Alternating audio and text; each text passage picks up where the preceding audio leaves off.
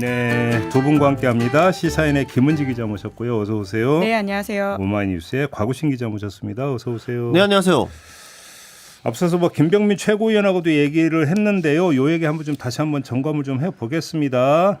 자, 일단 그 점검하기 전에 보궐선거에서 패배하면 국민의힘이 어떻게 갈 것인가, 비대위로 갈 거냐, 두 분의 전망이 엇갈렸었습니다. 누가 맞았죠? 엇갈린 건가요? 저는 갈 수도 있다라고 했던 건데. 아, 어떻게 정치인 닮아가 이렇게. 그리고 제가 여기 합리적으로 생각하면 틀린다. 그렇지 않을 거라고 하늘 결국 하게 된다. 그러니까 지금 여러분 아시겠죠? 그러니까 그 비대로 갈 수도 있다고 이야기한 게 곽우신 기자였습니다. 네. 김은지 기자는 안 갈 거다라고 얘기를 했었습니다. 일단 김은지 기자가 맞았다. 이런 말씀을 드리겠습니다. 뭐 불만 없죠? 그럼요. 네, 아주 엄정한 판단입니다. 근데 왜 비대위로 안 갔을까요? 비대위를 결국 못 간 거죠. 가고 싶어도 당내 요구가 있었어도.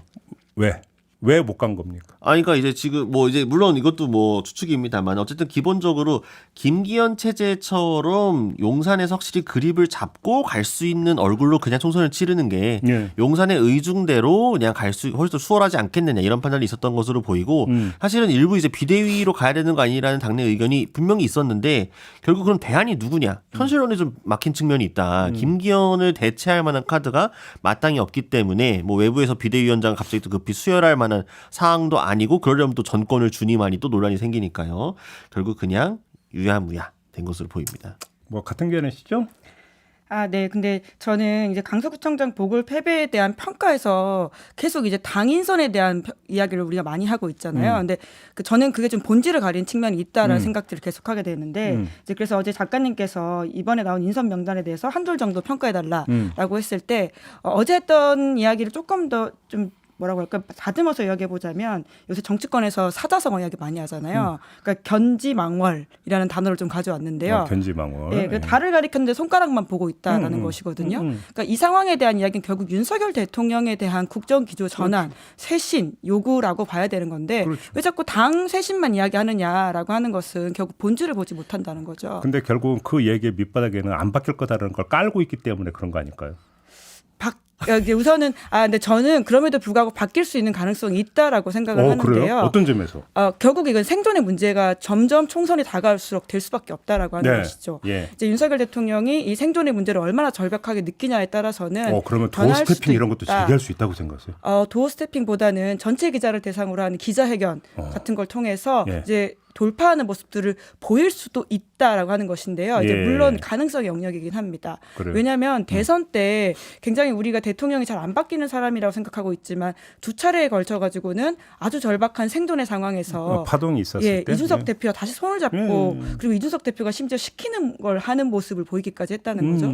그런 것만 봤을 때는 윤석열 대통령이 바뀌지 않는 사람은 아니다. 하지만 지금의 절박성이 대선 때와 같으냐라는 부분에 대한 차이가 있는 것이죠. 이거에 대해서 곽우신 기자는 어떻게 생각하세요? 그러니까 사실 이제 여권이 내년 총선을 잘 치르기 위해서는 이제 두 가지 길이 있을 텐데요. 하나는 윤석열 대통령과 용산에서 잘못 가더라도 당이 이를 견제하고 당은 당의 길을 가겠다라는 식으로 갈 수도 있고, 혹은 말씀하신 것처럼 윤석열 대통령과 용산에서 국정 기조를 다시 잡고 내년 총선을 위해 조금 더 전략적으로 선회하는 방향이 있을 텐데 전자와 후자 중에 사실은 둘 다 가능성이 별로 없어 보이긴 하는데, 근데 기본적으로 용산과 당이 일체감을 더 강화하는 측면으로 이번에 어쨌든 김기현 2기 체제도 가는 거기 때문에요. 그러니까 결국 윤핵관이 가고 친윤이 온 건데 결국 그 나물의 그 밥이다. 색깔이 좀 옅어졌니 많이 하는 건 있지만 빨간색이 분홍색이 됐다고 해서 근본적으로 이게 바뀌는 건 아니잖아요. 결과적으로 용산과 당이 무슨 당정대를 새롭게 정립해가지고 김기현 대표가 얘기하는 것처럼 이제 민심 전달하겠습니다. 제대로 할 말 하겠습니다. 이건 거의 불가능하고, 말씀해 주신 것처럼 이렇게 가면은 정말로 총선 직후에 참패하고 바로 레임덕 들어가겠는데, 이런 위기감을 느껴서 용산에서 뭔가 변화를 준다면 그나마 가능하지 않겠냐. 알겠습니다. 이제 인선에 대해서 곽우신 기자는 빨강에서 핑크로 바뀐 거다, 이렇게 좀 비유적으로 평가해 주셨는데 김문지 기자는 어떻게 평가하십니까? 네, 이제 물론 본질적으로 친윤 체제가 얼마나 바뀌었냐라고 하는 차원에서는 그렇게 지적할 수 있는 것 같은데요. 이제 그럼에도 불구하고 당내에서는 평가가 나쁘지 않은 분들이 좀 들어간 건 사실이거든요. 그런데 결국은 당내 평가가 아니라 결국 국민을 향한 메시지잖아요. 이제 그렇게 봤을 때는 사실 좀 이게 과연 쇄신이냐라고 의문을 표할 수밖에 없죠. 그러니까 이게 내분에서 비롯된 거라면 당에서 좀 신망 있는 사람을 안 치는 게 이해가 되는데, 이건 국민의 평가에 대한 거잖아요. 그렇죠. 예.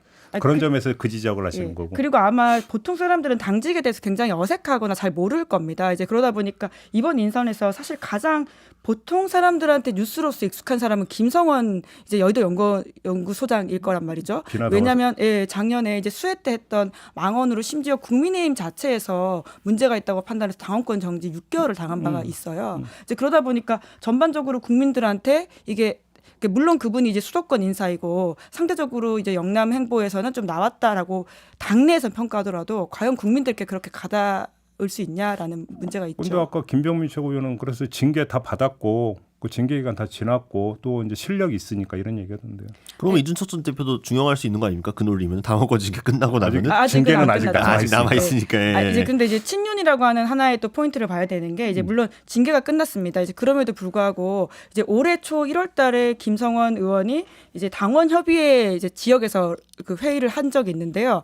그때 당원권 정지 기간임에도 불구하고 소위 말하는 친윤 인사들 그때 김기현 의원이라든지 장제원 의원 이런 분들이 아주 많이 찾아간 바가 있는데 그때 이제 장제원 의원의 말로서 굉장히 기사가 많이 났었어요. 그 행사가 아니라 그때 이제 김기현 대표가 이제 대통령과 굉장히 그 당시 김기현 의원이 대통령과 이제 기조를 맞출 수 있는 가장 훌륭한 후보다. 일종의 김장연대로 확인해주는 발언들을 그 자리 가서 했었거든요. 이제 그 정도로 김성원 의원은 사실 이제 일정 부분 친윤 색깔이 있는 분이라고 볼 수도 있는 것이죠. 알겠습니다.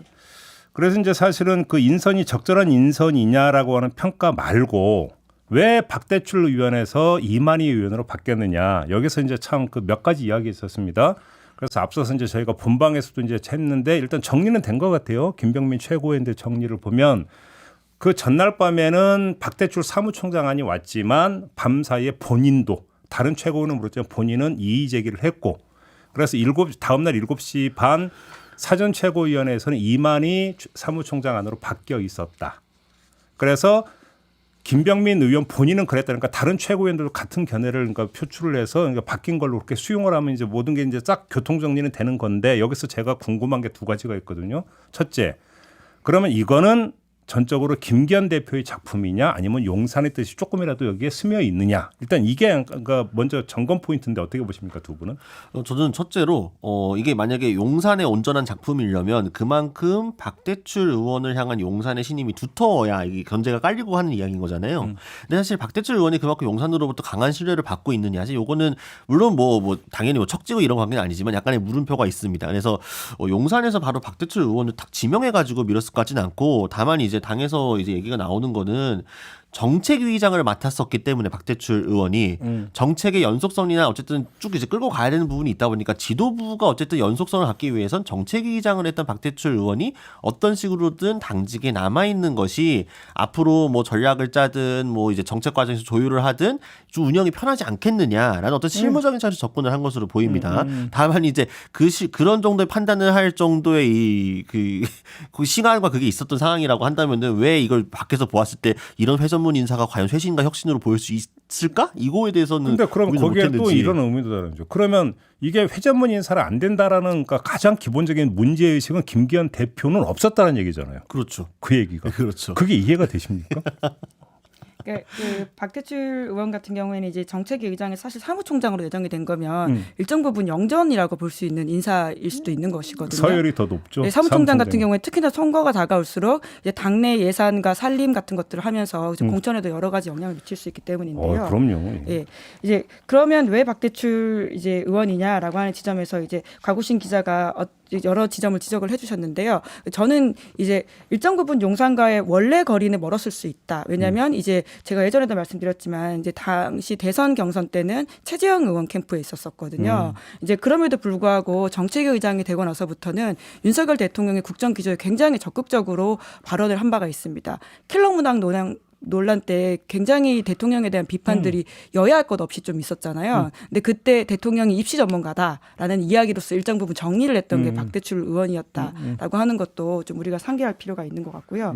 이제 그러다 보니까 뭐 용산과 얼마나 이제 주고받았는지 모르겠지만 일정 부분 결이 맞는 인사라는 지점은 있어 보이고 그리고 이제 오늘 방금 이제 윤지호 원내대표 대표가 이제 백부를 해서 밝히기로는 이제 지역 안배하려고 했었는데 현실적으로 적합한 인물을 찾기가 좀 어려웠다라는 식의 발언도 했다라는 사실 아까 김병민 말씀드립니다. 최고도 이제 수도권에서 인물 찾기가 힘들었다 이런 취지로 이야기를 하더라고요. 그렇죠. 그러니까 수도권에서 국회의원이 많이 당선된 상태여야 사실은 수도권에서 인재를 배치하려고 해도 써먹을 만한 사람들이 있는 건데 지난 총선에서 워낙 이제 국민의힘이 수도권에서 뭐 의석을 거의 차지하지 못하다 거기다 보니까 이제 쓸 수 있는 카드가 없는 그렇다고 거죠. 초선을 시킬 수도 없는 거고 그런 얘기 하더라고요. 네, 그래서 어제 저도 이제 국민의힘 한 이제 관계자랑 이야기를 하다가 뭐 일정 부분 이제 황교안 대표의 저주다 이런 식의 이야기도 하더라고요. 이제 그 당시에 이제 공천이 여러모로 좀 문제가 예. 있었고 예. 결과적으로 수도권에서는 이제 상당 부분 국민의힘 의원들이 현역이지 못한 상황이 되다 보니까 이제 그때부터 여정되어 왔던 어떤 상황이 아니냐라는 것이죠. 또 하나 포인트가 조수진 최고위원의 이른바 그 카톡 맞죠 그거?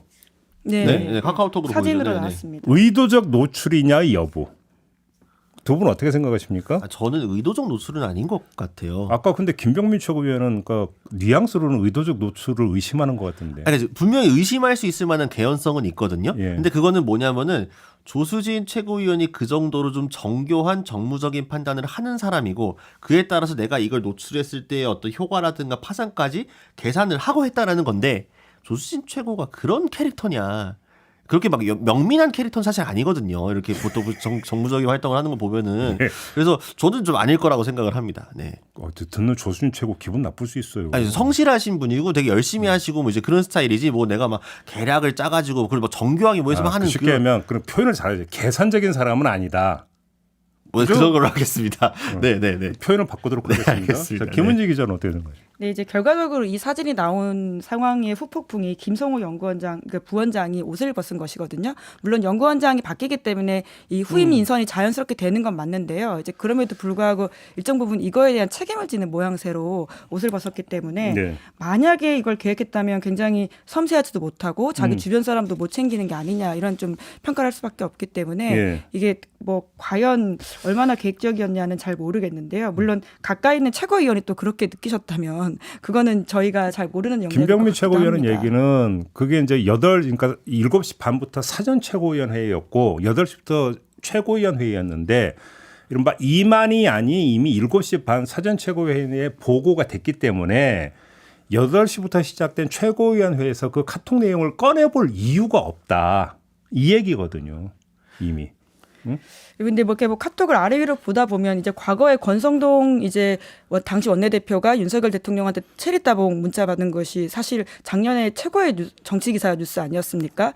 그것도 이제 그 뒤에 이야기를 하다가 그 앞에 게 보여서 사진이 찍혔던 거기 때문에 이것도 뭐 상황은 좀 체크해봐야 될 것 같기도 합니다. 근데 이제 조수진 최고 같은 경우, 그러니까 어쨌든 기본적으로 이 사진이 노출된 거는 당에 좋지 않은 거였잖아요. 그러니까 당이 이런 뭐 박대출 의원 카드를 다시 쓸 정도로 지금 정신 못 차렸구나 이런 이미지를 주는 거기 때문에 사실은 조수진 최고가 지금 막 공천 문제도 그렇고 본인의 지위가 확고하게 지금 당에서 뿌리박고 있는 상태가 아니거든요. 그럼 공천도 위태롭다고 보시는 겁니까? 저는 뭐 그것도 사실 알 수 없다. 양천 같은 경우에도. 예. 예, 그러니까 지금 조수진 물론 본인 최고위원직을 갖고 있기는 하지만 뭐 양천이 뭐 그렇게 뭐 분위기가 엄청 좋은 동네라고 하기도 좀 요새는 좀 달라지는 것도 있고 또 예. 이제 목동에 있다 보니까 이제 아주 여러 가지 좀 복잡한 상황인데 그런 상황에서 굳이 본인의 공천에 더 위험을 가할 만한 행위를 굳이 할까? 조수진 최고가 저는 네. 네, 가능성이 낮다고 봅니다. 알겠습니다. 자, 이 주제와 관련해서는 마무리 질문 들어가겠습니다. 처음으로 돌아가겠습니다. 연말쯤에 또 무너질 가능성이 있어서 연말에 비대위 또 만들어지는 거 아니냐라고 또 얘기도 나오는 것 같은데 두 분 어떻게 전망하십니까?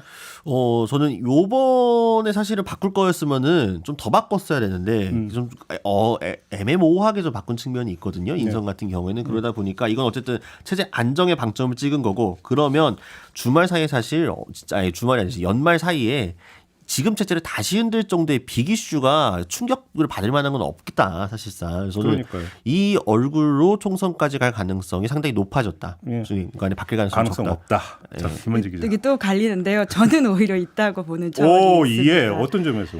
그러니까 결국 이제 이 쇄신하는 모습을 보이지 못하고 윤석열 대통령의 큰 변화이지 않은 모습이 간다면 대통령의 변화라고 하는 건 메시지와 인사겠죠. 근데 이제 그런 지점들이 크게 다가오지 않는다면 사실 국민의힘은 계속 좀 어려운 상황이 갈 수밖에 없습니다. 그것이 이어지는 바꿀 모멘텀이 없으니까요. 근데 실질적으로 이제 여론조사 결과와 선거가 다가올수록 그 압력이라고 하는 게 현역에서 그 현장에서 뛰는 사람들의 압력이라고 하는 굉장히 다르게 작용할 수밖에 없는데요. 예. 근데 중요한 건 이제 국민의힘 당무감사가 10월에서 11월까지 있거든요. 네. 그 11월까지 하고 나서 나오는 상황이라고 한다면 상대적으로 목소리가 나올 수 있는 여지들이 좀 있을 수 있다는 것이죠.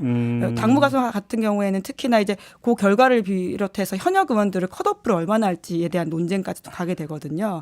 이제 그러다 보니까 기본적으로 좀 목소리가 나올 공간이 생기는 시간이 있다뿐만 아니라 여론이 반등이 안 되면 아주 현실적으로 이제는 이거 못 버틴다라고 뛰쳐나올 사람들이 생길 수도 있다라는 것이죠. 이제 그게 당장 비대위가 아니라요. 아마 조기 선대위를 띄우는 방식으로 갈 수도 있겠지만 그렇죠. 적어도 김기현 체제로서 지금 계속 무언가를 하기는 어려울 수 있다. 게다가 그때쯤 되면 이제 내각에 있는 주요 인사들, 이제 한동훈 장관이라든지 바로 그거죠. 예. 원희룡 장관이라든지 그리고 박민식 장관 이런 분들도 돌아오는 게 아니라 이제 국회나 이제 여의도로 올 가능성이 있단 말이죠. 그러면 또 다른 구심점이 하나 생길 수 있다라는 지점이 그러니까 있습니다. 지금 김은지 기자가 얘기한 것처럼 어떤 그 충격파적인 정치 이벤트는 없다 하더라도 그러니까 연말이라고 하는 것은 정기국회 회기가 종료가 됐다는 점 따라서 사실상 양당 모두 이제 그 선대위 체제로 사실상 전환된다라고 하는 시기적 특수성. 두 번째는 정부에서 몇 명이 될지 모르지만 일단 이제 그 당후 여의도로 돌아온다는 점. 이 두 가지 점에서 그게 이제 선대위라는 이름을 달든 안 달든 사실상 선대위 체제로 전환되면서 자연스럽게 지도 체제가 바뀔 가능성이 있는 거 아니에요? 이 전망은 나올 수 있는 거 아니겠습니까? 그렇죠. 근데 어쨌든 이제 김기현 체제가 이제 혁신기구도 띄운다고 했고 앞으로 이제 스텝을 어떻게 밟아 나갈지 그리고 이제 민심과의 민감도를 얼마나 높일지가 사실은 관건이기는 한데 네. 사실 결국 키는 용산이 쥐고 있는 겁니다. 용산이 김기현 체제를 놓겠다고 하면 놓는 거고 아니면 아닌 거기 때문에 그렇죠. 용산의 연말 의중이 어떠냐 결국 알겠습니다. 문제일 것 같습니다. 두 번째 주제로 넘어갈 텐데요. 안철수 의원은 왜 그럴까?를 한번 좀 짚어보죠. 왜 그러는 걸까요? 왜 이준석 전 대표 그냥 말 그대로 기분이 상해서 이런 걸까요? 네?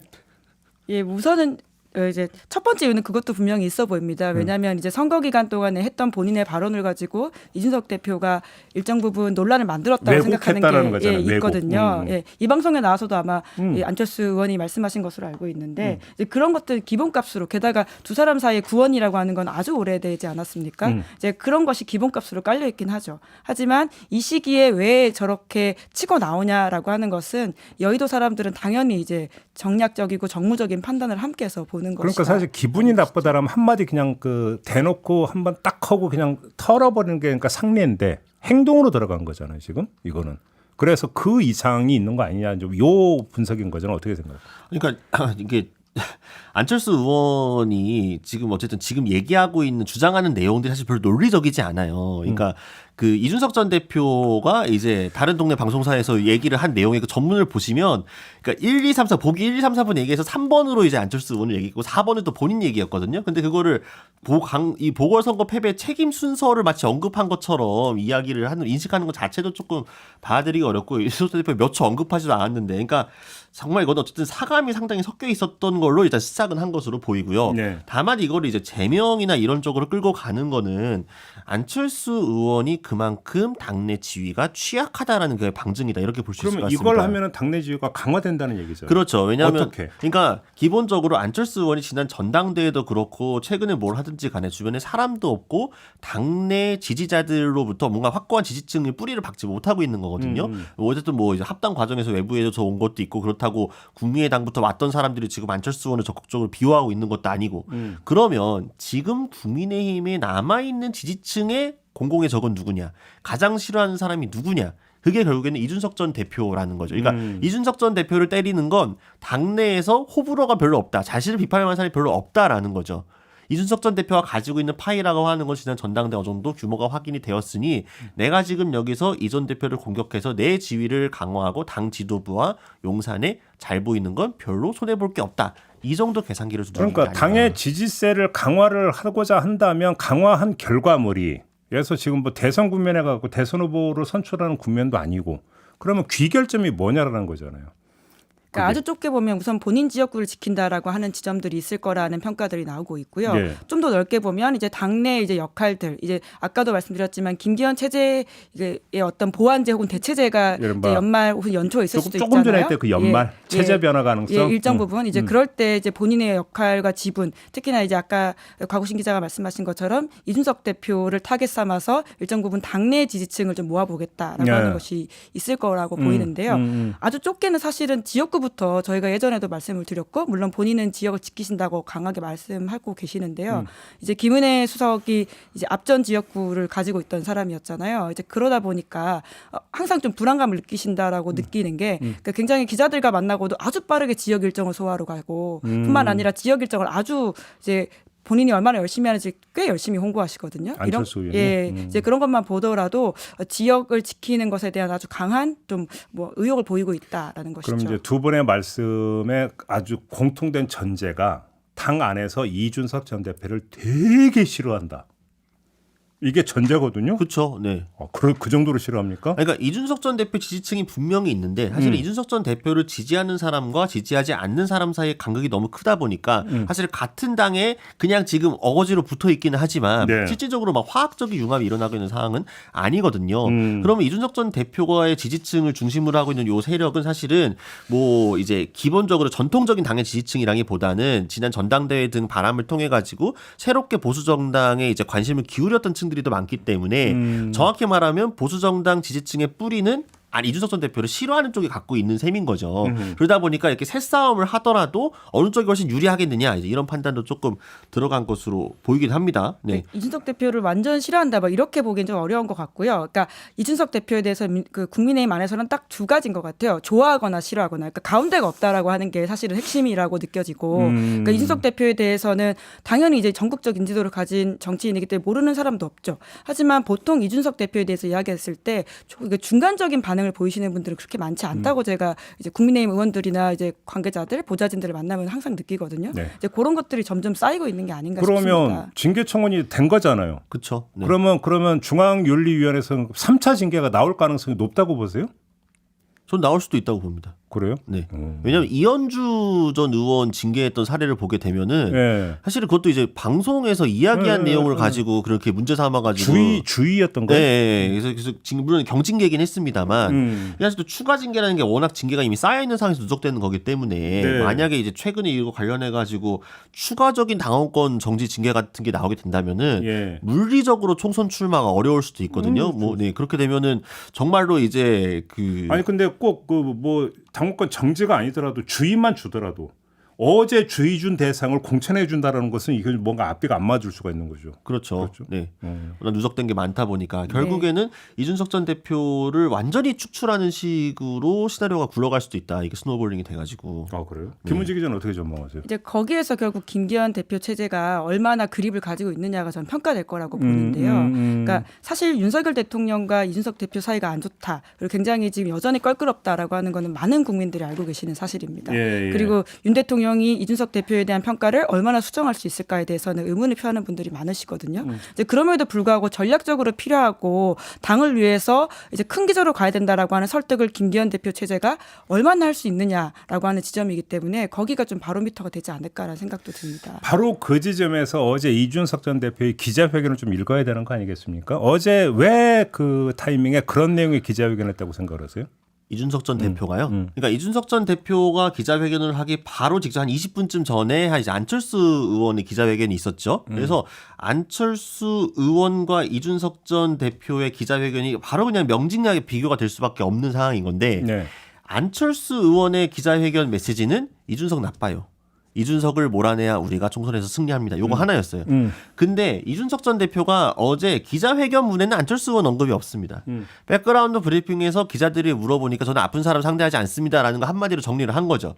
그 말은 뭐냐면은 안철수 의원이 이준석 전 대표를 때려가지고 뭔가 정치적인 이득을 취하려고 할 때 이준석 전 대표도 그거를 반사로 삼아가지고 나는 안철수 의원이 아니라 윤석열 대통령한테 지금 조언을 하고 있는데 라고 해서 오히려 안철수 의원의 이 징계 요구를 발판 삼아가지고 본인의 정치적인 위상을 더 부각시키는 그러니까 안철수 의원이 이준석 대표 디딤돌이 되어준 셈이 된 거죠. 그러니까 어제 이준석 대표의 기자회견의 핵심 이제 소위 말하는 기자들이 쓰는 용어로는 야마라고 한다면요. 결국 이번 선거의 책임은 윤석열 대통령한테 있다라고 하는 겁니다. 그거죠. 예, 그걸 아주 명확하게 이야기하고 있는 것이고 이제 당에서 계속 그런 주변부를 두드리는 이야기를 하지 마라라고 하는 것인데요. 근데 결국 그 이야기의 저는 본질이 뭐라고 생각하냐면 그 아직도 끝나지 않은 이준석 대표와 그리고 윤석열 대통령 사이의 그 핵심 쟁점인데요. 지난 대선 누구 때문에 이겼냐라는 겁니다. 그러니까 지금 이준석 대표는 거 봐라. 나 없이 치른 첫 번째 선거. 그러니까 대선과 지방선거는 크게 이겼지만 그 이후에 처음 자기 없이 치른 선거라고 생각을 하거든요. 이 선거에서 아주 대패했다. 그렇기 때문에 지난 대선에서의 핵심적인 표를 가지고 온 사람은 나다라고 하는 것이고요. 윤석열 대통령 쪽은 여전히 그렇게 생각하지 않습니다. 그때 크게 이길 선거를 이준석 대표 때문에 아주 접전 끝에 이겼다. 0.73%포인트로 이겼다라고 생각하거든요. 예. 그 아주 세계관의 큰 차이가 지금도 여전히 벌어지고 있다라고 이해하는 게 좋을 것 같습니다. 그러니까 이제 결국은 그 윤석열 대통령을 향한 직공인 건 100% 맞는데 윤석열 대통령이 변할 거라고 기대를 하면서 직공했다고 보는 것은 순진한 거 아니겠습니까? 그렇죠. 네. 그건 아닐 거고 그럼 누구를 상대로 호소, 그러니까 소소의 대상이 누구냐가 이제 되는 것이겠죠. 이준석 전 대표 입장에서 그렇게 봐야 될 것 같고 그러면 결국은 여기서 잠정 중간 결론을 내리면 이준석 전 대표가 내년 총선에서 국민의힘 후보로 나가서 뛸 가능성이 그렇게 높지는 않다고 보십니까, 두 분은? 그것도 열려 있는 상황이라고 봐야 될 것 같습니다. 그러니까 이제 네. 그것도 사실은 용산에서 어떻게 결정하느냐가 중요한 건데, 그러니까 용산에서 뭔가 그 계속 말씀드린 것처럼 민심에 대한 민감도가 높아지고 이대로면 총선 질 것 같다는 위기감이 더 크다면 이준석 전 대표라는 카드를 어떻게든 활용하는 쪽으로 방향이 찍힐 것이고, 네. 그게 아니라고 한다면 그냥 우리끼리 뭐 의석수가 어떻게 되든 어쨌든 지키는 쪽으로 가자라고 하게 되면은 이준석 전 대표를 배제하는 식으로 아마 총선 전략이 좀 방향이 잡히겠죠. 신당설은 어느 정도 신빙성 있는 썰이라고 생각하십니까? 그러니까 가능성이 굉장히 낮았는데 지금도 낮지만 그 필요한 조건들이 조금씩 갖춰지고 있다라고 보는 게 맞을 것 같습니다. 알겠습니다.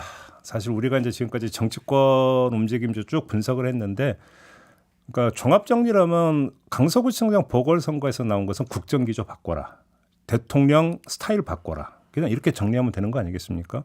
근데 거기에 대해서 그러면 용산은 어떤 카드를 꺼낼 것이냐. 이제 사실은 이게 그러니까 주목해야 되는 부분이거든요. 당은 그렇게 치고 용산은 그리고 국정에서 어떤 카드를 꺼내들 것인가가 저는 되게 중요한 문제라고 보는데 지금 나오고 있는 부분에서 저는 가장 중요한 포인트는 의대 정원 확대라고 생각을 해요. 이 부분에 대해서 지금 어느 정도로까지 강도를 가지고 어느 정도의 추진력을 가지고 밀어붙여서 성공할 수 있느냐 없느냐.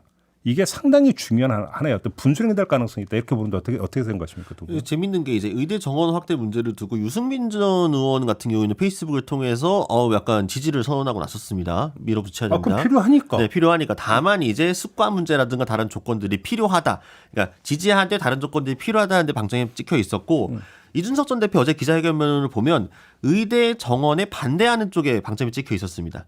의대 정원 확대가 지금 그건 반대론보다는 보완. 그렇죠. 조건이 더 필요하다. 그러니까 결론 총론적으로 보면은 비슷한 방향이긴 한데 어디에 조금 더 무게 중심을 찍고 있느냐가 조금 이제 다르게 보이거든요. 예. 사실은 당내에서도 워낙 첨예한 문제이다 보니까 그리고 우리 이제 화제 중심이 안철수 의원도 어쨌든 의대 출신이잖아요. 의사 출신이잖아요. 근데 지금 이 문제에 대해서 아직까지 공식적으로 지금 뭐 공개적으로 코멘트한 것이 없는 것으로 알고 있는데 이 문제를 두고 과연 이 결이 어떻게 가르마가 타지느냐. 이게 또 분수령이 될 수 있다. 당내에서. 지금 정책 가지고 이렇게 갈린 적이 별로 없었거든요. 최근에. 그러니까요. 네. 근데 제가 이 말씀을 드리는 게 의사협회라는 조직이 대단한 조직이지 않습니까? 그잖아요. 그렇죠. 네. 그러니까 저는 거기서 이거를 정말로 반발을 돌파를 해서 관철을 시킬 수 있느냐라고 하는 것들에서 갖는 전시 효과가 일정하게는 있을 것이다라고 좀 보기 때문에 그래서 주목할 필요가 있다. 이런 생각이 좀 들고 네. 혹시 기자회견 한다는 얘기는 혹시 없습니까? 윤석열 대통령이요. 예. 대통령이 기자회견을 해야 하지 않느냐라는 의견이 당내에 있는 것까지는 제가 아는데 네. 기자회견을 실제로 할지까지 모르겠고요. 네. 근데 사실 지금이 뭐 약간 돌아간 얘기입니다만 당 입장에서는 용산에 좀 기조를 변화시켜 주세요라고 요구할 만한 가장 적절한 타이밍이자 기회가 온 거잖아요. 근데 이 소중한 기회를 이용해서 실제로 용산에 뭔가 직원과 충원을 하고 있는 걸 그렇게 각을 세워왔던 이준석 전 대표가 가져가고 본인이 그때 달랐었던 안철수 의원은 지금 상황에서 용산에 한 얘기를 하는 게 아니라 이준석 전 대표를 때리고 있고 참 정무적 판단이라는 게 네, 지금 이제 나온 이야기의 이제 핵심의 대응이 이제 민생 타운홀 미팅 하겠다라고 하는 이야기거든요. 근데 어제 윤석열 대통령이 이제 첫 번째 메시지가 이제 차분하게 변화를 만들어라 당에서라는 이야기였고, 두 번째 메시지가 국민 현장 당정 소통을 더 강화하라라고 하는 것인데요. 전 여기서 빠진 게 이제 국회, 특히 야당과의 소통 그리고 언론과의 소통이 빠졌다는 생각을 하고 있고요. 지금 사실 앞선 부분에 대한 사람들의 물론 뭐 민생에 대한 이제 뭐 욕구도 분명히 있지만 이제까지 했던 언론과의 소통 부분들이 빠져 있다 보니까 여전히 불통이라는 지적들이 여론조사에서 이제 부정평가에 주요하게 꼽히고 있는 사유이지 않습니까? 지금 김은지 기자가 강조하는 건 소탕이 아니라 소통인 거죠? 예, 발음이 좀 문제가 있었나요? 예, 발음은 예. 정확해 주시고. 소탕이 될 수도 있죠. 어떤 아니, 식으로. 게다가 이제 아마 많은 분들이 기억하실 텐데 이제 윤석열 대통령 캠프의 첫 번째 대변인이었던 인사의 폭로인데 60분 동안 59분 동안 혼자 말씀하신다 그 이야기였고, 심지어 그것이 국무회의에서 계속 연결돼서 나타난다는 지적들이 보수 언론에서 나옵니다. 그래서 듣자 생존 59분 대통령 이런 게 조선일보 기사에 나오는 멘트이거든요. 이런 것들을 계속 바꾸지 않고 계속 그러니까 어떤 예민하고 까칠한 이슈에 대한 자기 입장을 적극적으로 밝히는 게 아니라 편한 사람들을 편하게 만나는 이야기들은 사실 소통이라고 보기 어렵다는 것이죠. 알겠습니다. 근데 대안에서 보통 영어가 많이 나오면은 별로 안 좋은 것 같아요. 저희 편견 중에 하나인데 민생 타운홀 미팅 이게 뭔가 이렇게 영어를 자꾸 갖다 붙인다는 거는 그럴싸해 보이는 선전 효과를 취한 거지 이게 실질적으로 뭔가 이걸 통해서 돌파하겠다 이런 아니, 전략을 근데 별로 그런 없거든요. 비스무리한 형식의 이벤트는 몇 번 있지 않았었습니까? 예를 들어서 장관들 쫙 앉혀놓고 그다음에 어떤 발언 기회도 주고 문답도 시키고 막 했던 거 몇 번 있었잖아요. 그게 비상경제대책회의였는데요. 그러니까, 그것의 형태를 바꿔서 이번에 민생 타운홀 미팅을 하겠다라고 하는 그러니까. 것이거든요. 예. 근데 그것도 사실 큰 효과가 뭐 처음에 사실은 좀 화제를 모았습니다만 실질적으로 국민들이 정치 효능감을 느낄 만한 체감적인 뭔가 있었냐 그러면 딱히 없었거든요. 이번이라고 있을까 싶긴 합니다. 알겠습니다. 자, 오늘 이야기는 이렇게 좀 한번 좀 진단을 해봤는데요.